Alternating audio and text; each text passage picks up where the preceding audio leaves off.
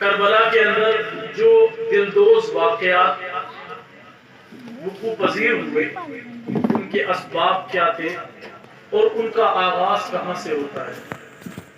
میں ایک حدیث پاک سے اپنی گفتگو کی شروعات کروں گا. ایک مرتبہ حضور علیہ السلام کی مجلس لگی ہوئی تھی، صحابہ کرام بیٹھے ہوئے تھے. اللہ کے رسول علیہ السلام نے فرمایا کہ ایک وقت ایسا آئے گا کہ اسلام بہت مضبوط ہو جائے گا، لیکن ہمارے اصحاب کے اندر ایک شخص ایسا ہوگا کہ جس کی شہادت اسلام کے اندر ایک رخنہ پیدا کر دے گی. ادھر ہی سے ایک صاحب چادر ڈالے ہوئے نکل رہے تھے اور حضور علیہ السلام نے اشارہ کرتے ہوئے فرمایا کہ یہ وہ شخص ہے کہ اس شخص کی شہادت سے اسلام کے اندر ایک خلا پیدا ہو جائے.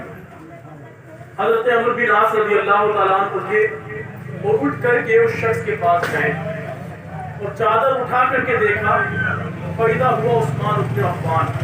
تو وہ حضرت عثمان بن عفان رضی اللہ تعالیٰ عنہ تھے. عرض کی یا رسول اللہ احاذا، کیا آپ جن کے بارے میں فرما رہے ہیں یہ وہی شخص ہے؟ سرکار علیہ السلام نے جواب ارشاد فرمایا نعم ھذا، ہاں یہی وہ شخص ہے جس کی شہادت سے اسلام کے اندر ایک رخنہ پیدا ہو جائے گا. اور تاریخ نے اس چیز کو دیکھا کہ حضرت عثمان غنی رضی اللہ تعالی عنہ پر 40 دن تک پانی بند کر دیا گیا. بلوائیوں نے آپ کے گھر کا محاصرہ کر دیا. دروازے کے اوپر حضرت علی المرتضیٰ نے امام حسن اور امام حسین رضی اللہ تعالیٰ عنہ کو کھڑا کر دیا جو گھر کی نگہبانی اور حفاظت کے لیے تھے. حضرت امام حسن رضی اللہ تعالیٰ عنہ اور حضرت امام حسین حضرت عثمان غنی کے گھر کی حفاظت فرما رہے ہیں. 40ویں دن حضرت عثمان بن عفان رضی اللہ تعالیٰ عنہ کھڑکی سے باہر نکلے اور آپ نے اہل مدینہ سے خطاب کرتے ہوئے فرمایا اے لوگوں، مجھے بتاؤ کہ جب مسلمان ہجرت کر کے مکہ سے مدینے آئے تھے اور انہیں پانی کی ضرورت تھے تو بتاؤ روما نامی کنواں خرید کر کے عثمان نے مسلمانوں کے لیے وقف کیا تھا کہ نہیں کیا تھا؟ سارے مسلمانوں نے ایک زبان ہو کر کے عرض کی ہاں امیر المومنین، آپ نے وہ کنواں مسلمانوں کے لیے وقف کر دیا تھا. حضرت عثمان نے اپنی آنکھوں سے آنسو نکالتے ہوئے فرمایا آج مجھے اس کنویں سے 2 قطرے بھی پانی کے نصیب نہیں ہیں. پھر فرمایا یہ مسجد نبی جو تمہارے سامنے موجود ہے، کیا اس مسجد نبی کی جگہ جب لوگوں کے لیے تنگ پڑ گئی تھی تو کیا عثمان نے اس کو جو ہے وہ تعمیر نہیں کرایا تھا؟ سارے لوگوں نے مل کر کے بولا ہاں عثمان، آپ نے اس کو تعمیر کرایا تھا. حضرت عثمان نے فرمایا تو کیا آج اس مسجد کے اندر عثمان کے لیے 2 رکعت نماز پڑھنے کی جگہ بھی نہیں ہے؟ حضرت عثمان غنی رضی اللہ تعالیٰ عنہ یہ بات کہہ کر کے واپس اپنے گھر کے اندر تشریف لے آئے. حضرت عثمان غنی روزے کی حالت میں ہیں اور 40 دن سے آپ پر پانی اور جو ہے کھانا روک دیا گیا ہے. قرآن کریم کی تلاوت فرما رہے ہیں. دروازے کے اوپر حضرت امام حسن اور امام حسین رضی اللہ تعالیٰ عنہما کھڑے ہوئے ہیں، لیکن دشمنان اسلام حضرت عثمان غنی کے گھر کے پیچھے سے چل کر کے گھر کے اندر داخل ہو جاتے ہیں اور حضرت عثمان غنی کے اوپر وار کرتے ہیں. آپ کی اہلیہ حضرت نائلہ سلام اللہ علیہ بیچ بچاؤ کرنے کے لیے آ جاتی ہے تو ان کی 3 انگلیاں شہید ہو جاتی ہیں. پھر بلوائی آپ پر وار کرتے ہیں تو آپ کا دائنا ہاتھ کٹ جاتا ہے. حضرت عثمان فرماتے ہیں اے لوگوں، تم نہیں جانتے تم نے عثمان کا وہ ہاتھ شہید کر دیا جس سے عثمان قرآن لکھا کرتا تھا. پھر لگاتار 9 بار حضرت عثمان غنی کے اوپر کیے گئے اور خون کے فوارے جو ہے وہ آپ کے بدن سے جاری ہونے لگے اور قطرات ٹپک کر کے قرآن کے اوراق پر گرتے ہیں. اور وہ آیت جو قرآن کی لکھی ہوئی ہے وہ یہ ہے فَسَيَكْفِيكَهُمُ اللَّهُ، اے عثمان کل تیرے لیے اللہ کافی ہوگا. حضرت عثمان غنی رضی اللہ تعالیٰ عنہ کی شہادت یہ اسلام کے لیے ایک ایسا رخنہ پیدا کر دیتی ہے اور فتنوں کا دروازہ کھول دیتی ہے. پھر حضرت علی المرتضیٰ کا دور آتا ہے اور ان کو بھی جام شہادت نوش کرنا پڑتا ہے. حضرت حسن کو بھی زہر دے کر کے شہید کر دیا جاتا ہے. واقعات کربلا تاریخ اسلام کا ایک دردناک اور المناک واقعہ ہے. یہ صرف امام حسین اور یزید کے درمیان کی جنگ نہیں ہے، بلکہ یہ حسینیت اور یزیدیت کے درمیان کی جنگ ہے.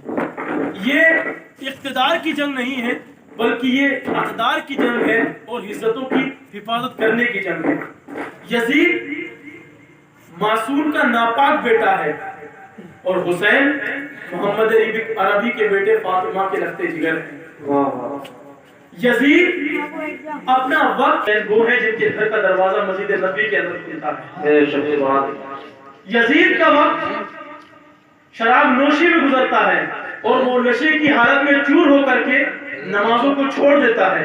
और हुसैन वो है कि जो करबला के मैदान में भी नमाज कज़ा नहीं करते।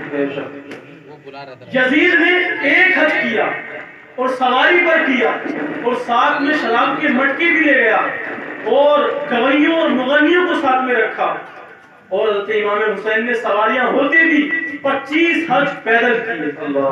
मदीना के अंदर जब यजीद पहुंचा तो उसने शराब की मटकियां फैलाई और एक माहौल शराब का बना दिया।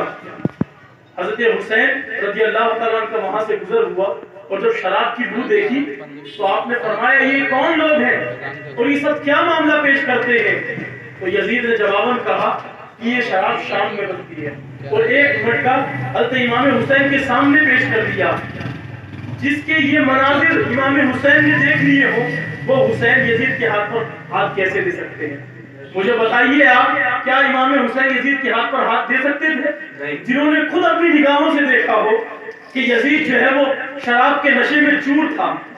यजीद कभी दिमश्क के अंदर, कभी जो है वो गौरा के अंदर और कभी अतराफ के अंदर, कभी यहाँ और कभी वहाँ जो है वो लहबुल इल्म में मशगूल रहता था।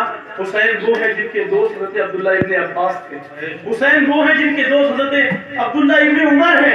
हुसैन वो है जिनका याराना अब्दुल रहमान इब्न अबू बकर से है। हज़रत हुसैन रज़ी अल्लाह तआला जो हुजूर अलैहिस्सलाम के दोष मुबारक पर पल करके बड़े हुए हैं। एक मरतबा हुजूर अलैहिस्सलाम के दोष पर कंधे पर हज़रत इमाम हुसैन है। हज़रत उमर रज़ी अल्लाह तआला देख करके फरमाते हैं सुभान अल्लाह कितनी अच्छी सवारी है। हुजूर अलैहिस्सलाम जवाबन फरमाते हैं उमर तुम सवारी देखते हो सवार नहीं देखते।